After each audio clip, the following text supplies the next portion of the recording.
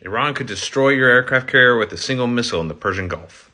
I find this comment really hilarious, mainly because it's the ignorant cheerleading of the Iranian incels that don't understand the capabilities of a U.S. carrier fleet and the limitations of Iranian technology. The layered defenses of a carrier group notwithstanding, there is not a single missile in the Iranian inventory that would be successful in striking a U.S. carrier.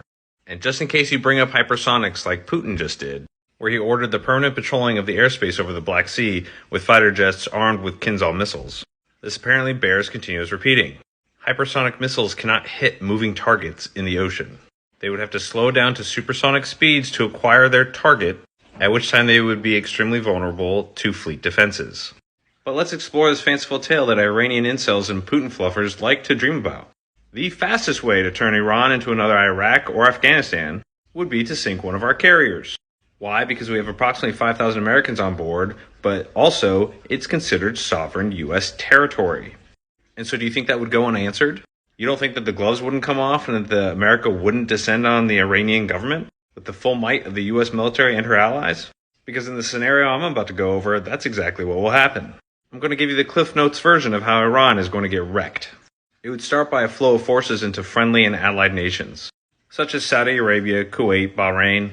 And you can bet your ass Iraq, Georgia, all the stands to include Pakistan are going to play along, just as many of them did with Afghanistan.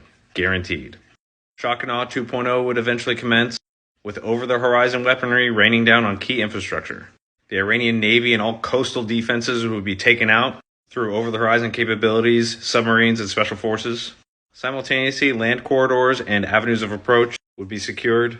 And once their integrated air defense systems had been rolled back and air superiority had been established, the invasion over sea, land, and air would commence. Iranian regulars would surrender within days, and the IRGC would surrender within weeks. And the Iranian government falls within a month. But hey, if not that scenario, then this one. We could always just lob over-the-horizon weaponry into Tehran, striking Iranian government headquarters and key infrastructure, just to let them know that we can reach out and touch them anytime we want. And we could sink their entire navy again. So go ahead, Iran, see what happens.